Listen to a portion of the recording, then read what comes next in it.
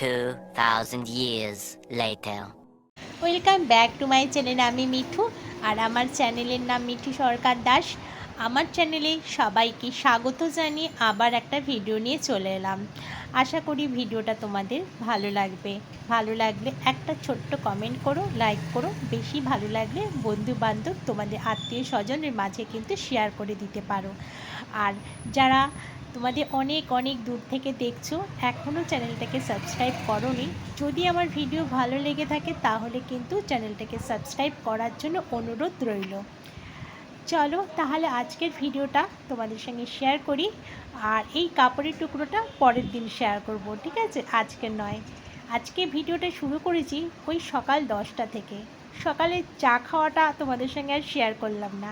ঘুম থেকে উঠেছি একটু লেটে, যেহেতু রবিবার, সেই জন্য। এটা কি বলো তো, এটা আমি একটা মশলা তৈরি করে রেখেছিলাম। অ্যাকচুয়ালি কিছুটা মশলা যদি 2 থেকে 3 দিনের জন্য মানে তৈরি করে যদি ফ্রিজে রেখে দিই, কোথাও থেকে ধরো অনেকটা দেরি হয়ে গেল আসতে, তখন ঝটপট করে রান্না করার জন্য যদি মশলা তৈরি থাকে তাহলে খুব তাড়াতাড়ি কিন্তু রান্নাটা হয়ে যায়। তবে কিন্তু বেশি দিনের জন্য মশলা তৈরি করে রাখাটা একদমই ভালো নয়। 2 থেকে 3 দিন, এর থেকে বেশি রাখা থাকলে কী হয় বলো তো, যতই ফ্রিজে থাকুক না কেন আমাদের মশলাদায়ী খাবার সব কিন্তু ভেতর ভেতর নষ্ট হয়ে যায়। তোমাদের সাথে কথা বলতে বলতে ওখানে ফ্লাওয়ার ভাসটাও কিন্তু আমি গুছিয়ে ফেললাম। আর এদিকে দেখো, বৃষ্টি হচ্ছে বলে গাছগুলো কি সুন্দর সবুজ হয়ে লাগছে, আরও সুন্দর, গাছগুলো কিন্তু পরিষ্কার হয়ে গেছে। আর রবিবার আর সোমবার এই দুটো মিলিয়ে কিন্তু ভিডিওটা আজকে আমি শেয়ার করব। এটা রোববারের রান্না। তোমাদের দাদাভাই বাজার গিয়েছিলো, তো একবার সকালে বাজার গিয়েছিলো জলখাবার খাওয়ার আগে। আর সেখানে না এবারে বলছে যে আজকে বাজারে পুরো ইলিশ মাছে ছেয়ে গেছে। আর সেই জন্য না আমি বললাম যে আর আজকে ইলিশ মাছ আনতে হবে না, কেন আগের সপ্তাহে আমরা পুরোটা ইলিশ মাছ খেয়েছি। সেই জন্য এই সপ্তাহটা বললাম না, একঘেয়েমি জিনিস আর ভালো লাগে না। বললাম পরের সপ্তাহে আবার ইলিশ এনো। যেহেতু বর্ষাকাল, এখন বাজারে প্রচুর প্রচুর ইলিশ, বাপরে বাপ, ইলিশ ছাড়া কোনো মাছই মনে দেখাই যাচ্ছে না, এত ইলিশের ছড়াছড়ি।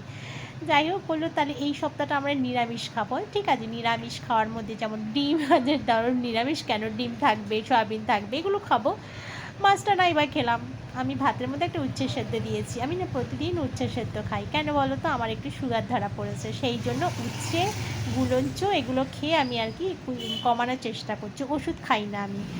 আর এদিকে ঢ্যাঁড়সের ঝাল বানালাম, ওই যে মশলাটা ছিল ওই মশলাটাই দিয়ে দিয়েছি, বেশ ভালো হয়েছে খেতে, জানো তো। খাওয়ার পরে তো ভিডিওটা তোমাদের সঙ্গে শেয়ার করছি, সেই জন্যই বললাম বেশ ভালো হয়েছে। আর এদিকে তোমাদের দেখালাম যে 3টে ঝিঙে রেখেছিলাম। জানো একদিন কি হয়েছিল আমার, আমি একদিন জানো তো ঝিঙে পোস্ত করেছিলাম, ঝিঙে পোস্তটা পুরো তেতো হয়ে গেছিলো। তারপর থেকে শাশুড়ি মা বলেছে যখনই ঝিঙে কাটবে একটু নখ দিয়ে খুঁটে একটু মুখে দিয়ে দেখবে যে ওটা তেতো কিনা। তেতো হলে সেটা কিন্তু আর তরকারিতে দেবে না। আমি তারপর থেকে কিন্তু ঝিঙে সব সময় মুখে দিয়ে তারপরে আমি রান্না করি।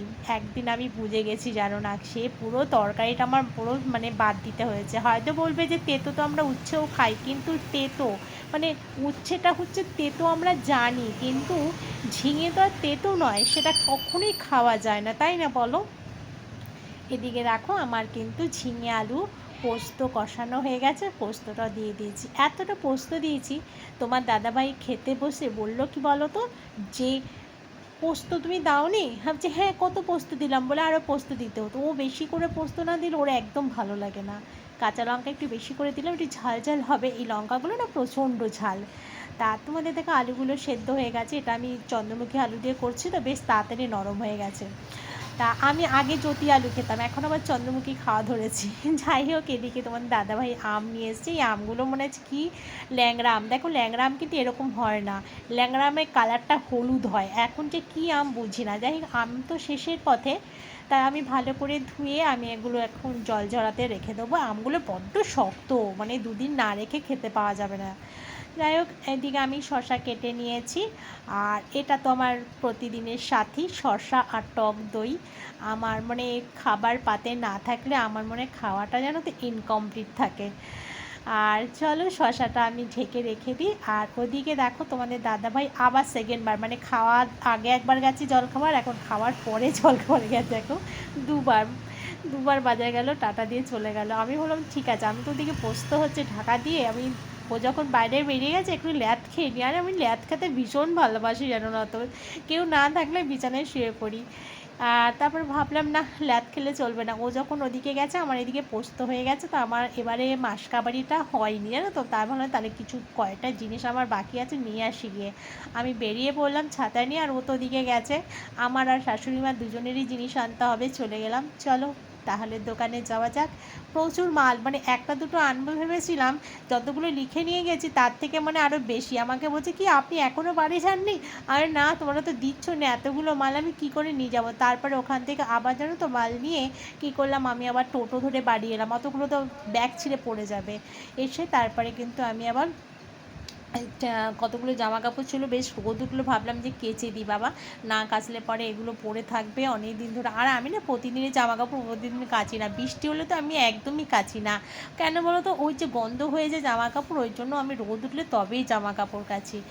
শনিবার আর রবিবার এই দুটো না, রবিবার আর সোমবার এই দুটো মিলিয়ে ভিডিওটা কিন্তু আজকে আমি তৈরি করছি। এটা তাহলে রবিবারের রান্নাবান্নাটা হয়ে গেছে, এটা হচ্ছে সোমবার, হ্যাঁ তাই সোমবারে চলে এসেছি আমি। সোমবারে জামা কাপড় কেচে ছাদে একটুখানি মাথায় শ্যাম্পু করেছি, আর শ্যাম্পু করে আমি ভাবলাম না ছাদে যাই, ছাদে চুল টুলগুলো ভালো করে একটু মুছে তারপরে আমি নিচে আসবো।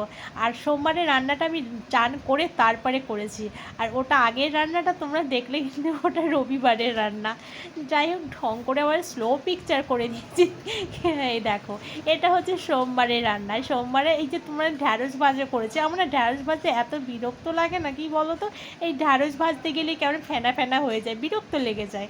আর মানে এটা সোমবারের রান্না, দেখতেই পাচ্ছ আমি ওখানে ঢ্যাঁড়স ভাজা করেছি, ভাত করেছি, পাঁপড় ভাজা করেছি, আর এটা মুগ মুসুরি একসাথে ডাল করেছি, আর এদিক শসা আর টক দই, আর ওদিকে একটা কী যেন ভাজলাম, যাই হোক ওটা ভুলে গেলাম।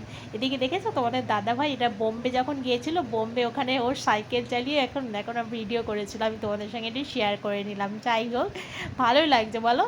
আর এখন রাত্রি 10টা বাজে দেখো, তার আগে তোমাদের কিচ্ছু শেয়ার করলাম না। 10টার সময় দেখো কি বৃষ্টি শুরু হয়েছে, বাইরের মানে বাইরের প্রকৃতিটা তোমাদের সঙ্গে শেয়ার করি চলো। কি ভালো লাগছে না কি বলবো। আর ওই যে যে দূরের লাইটটা দেখছো না, ওই দূরের লাইটটা আমাদের বাড়ির পুকুরের ওপারে হচ্ছে ইঞ্জিনিয়ারিং কলেজ আছে, তা ওই কলেজেরই ওই লাইটটা জ্বলে, খুব ভালো লাগে এখান থেকে দেখতে। দেখো রাস্তাটা পুরো জল হয়ে গেছে, তো এই রাস্তা তোমাদের সেদিনও বললাম জল জমে না। যাই হোক প্রচুর বৃষ্টি হচ্ছে, 10টা থেকে তো প্রায় 12টা পর্যন্ত বৃষ্টি হয়েছে। তা বৃষ্টি আমি এদিকে দেখতে দেখতে আবার আমাকে রান্নাও করতে হবে, কেননা সকালে খাবার যা যা করেছিলাম সব শেষ হয়ে গেছে। আমি জানো তো কোনো খাবার রেখে দিই না, মানে সকালেরটা যা রান্না করি সকালেই খেয়ে নিই, আবার রাতেরটা আবার রাতে রান্না করে খাই। যাই হোক কখনো থেকে যায় আবার কখনো থাকে না, বেশিরভাগ থাকে না আর কি।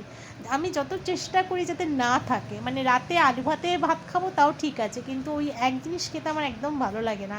যাই হোক আমি এবার একটু বসে বসে তোমাদের সাথে গল্প করছিলাম, আর ওদিকে ভাত বসিয়ে দিয়েছি, আর এদিকে বাইরে তো বৃষ্টি হচ্ছে। আর তোমাদের দাদাভাই শরীরটা খুব খারাপ লাগছে বলে ও বললো আমি তাহলে একটু শুয়ে নিই, ওকে আমি আবার মানে গায়ে চাপা টাপা দিয়ে বললাম তুমি একটু রেস্ট নাও, আমি ততক্ষণে রান্নাটা সেরে নিই, তারপরে আমার রান্না হয়ে গেলে তোমাকে ডাকবো।